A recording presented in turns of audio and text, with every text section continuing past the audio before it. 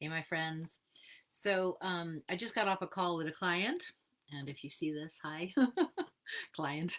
Um, we just came up with this really beautiful and helpful model for some parts work. I'm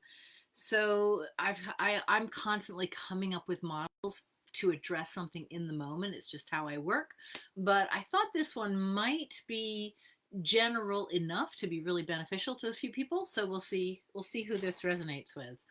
So the idea behind it is this: that um, we have within us many, many parts, and each of the parts is created intelligently by an experience, meaning something happens and we have an intelligent response to it.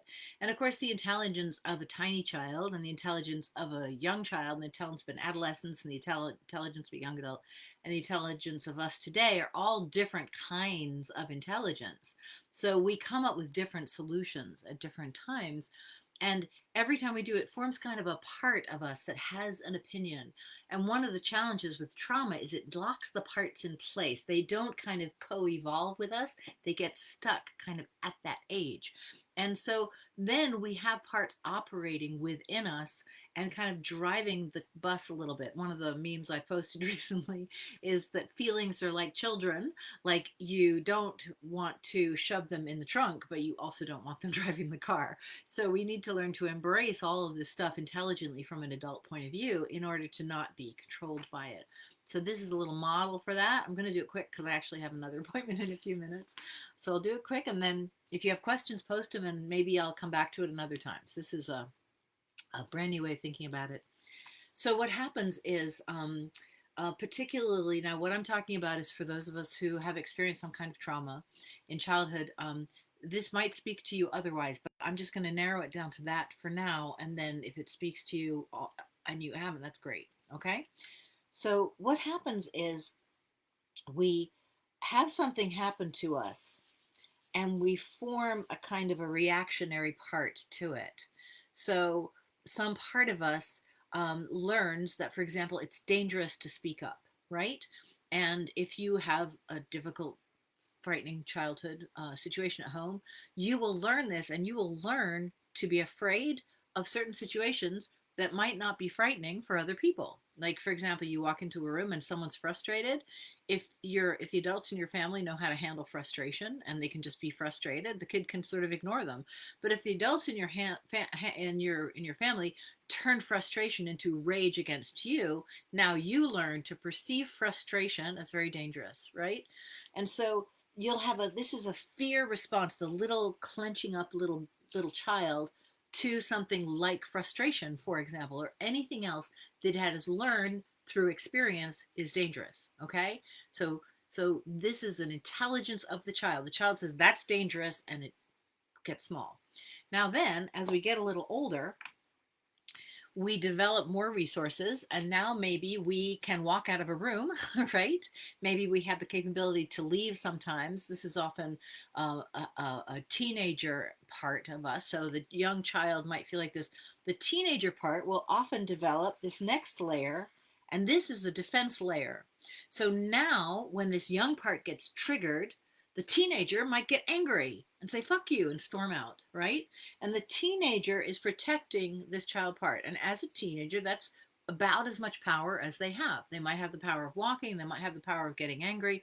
They don't have a great deal of power. They don't own their own house. They aren't free to live where they want. They can't move out, but they might be free enough to leave and go hang out with their friends. And so now anger becomes an option. Even if they can't express it, they can feel it and act on it, and then maybe go and express it with their friends later. So here we develop this layer, for example, perchance, of anger. Now, this anger part will defend the little part who gets upset. Okay. So now we have two parts. Now we really have thousands of parts, but I'm just trying to simplify this. Now, later, we will start to realize that, raging is not serving us, and storming out of places is not serving us. And we will develop another part. And this part is kind of a very functional part. It's might become kind of a perfection part. That was supposed to be a P. Sorry, not very good at this. So this part will control the anger and will So suppress the anger and suppress this fear and start to perform um, competently. And this part will say, I'm fine, I've got this, it's okay, nothing accepts me. So this part might develop a lot of what appear to be really good social skills, and will learn to function in the world. And this part might carry us well into adulthood, you know. And again, we got many parts, gross oversimplification. But because this younger fear part has never really been able to be acknowledged, and this anger part has been suppressed because it's not helpful, or was helpful to be clear, but does not now feel helpful and feels childish and immature, and we'll call it names and we'll be upset that we're angry, we shouldn't be angry, so we'll suppress this part. This part is also very compressed. Now, over time, we start to develop this larger part that contains all of these. And this is our today grown up part. And this part, if we will develop the capacity to perceive our feelings, which is a challenging part to develop, but we'll develop the capacity to perceive our feelings without judgment, or recognizing judgment as it comes up as part of our conditioning. So being spacious enough to begin to allow fear, to allow rage, to allow perfectionism, not out in the world. I'm not talking about letting yourself go out and rage in the world, but being able to say, wow, I'm really angry. And instead of going, God, I shouldn't be angry, what's wrong with me? I say, whew, okay, I don't know why I'm angry, but anger has arisen. So we develop this capacity to be mindful. We'll put mindful here. This is not the whole story. But what happens is we begin to bring awareness to all these parts. And as we bring them awareness, we begin to be able to appreciate them. And we say, wow, this little child was so brilliant to hide and protect herself when the adults were raging. And wow, this teenager was so brave to stand up for this little child. And wow, this part of me that tried to be perfect for so long and held it together was so brilliant, got me through college, got me through my jobs, got me to this point where I have enough resources as an adult to begin to be here for all of them. And so slowly we develop this mindful space for all of our parts, all of our parts.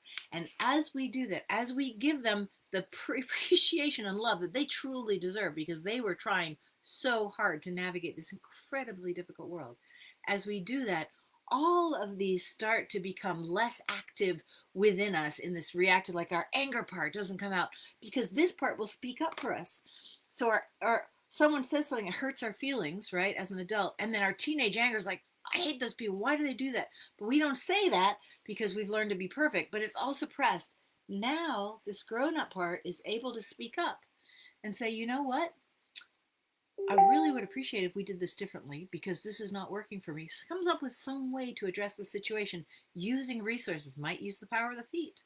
If you can't get someone to respect you, you might just leave. Like, you know, thank you for your time, but I gotta go. You know, so this part begins to speak up. Now, this part, the anger part, doesn't have to fight so hard for this part, and the perfection part doesn't have to suppress this part. All of this loosens up, and then it's like healing happens, energy flows, the division between these starts to dissolve. And from a somatic point of view, what happens is the feelings are allowed to turn back into the fluid energy that feelings should be. And now we can exist in the world. So this is a really, really, really big, simplification, oversimplification of a pretty complex process. But I would say I have worked with many, many people who have parts that kind of work out like this. Because it just sort of makes sense for the areas of life when you're really powerless. All you can do is kind of hunker down. And then you get a little more power, and now it's rage. But then you get a little more power. You're like, I got to make my life work. So these sort of fear and then anger and then perfection. And so now we're in a space where we start to develop this capacity to hold the whole and allow the whole system to heal. All right. So post any questions. This is a very, very powerful and important part of healing. And I'd really love to get a little back and forth on it. Okay. Gotta go to work. Bye.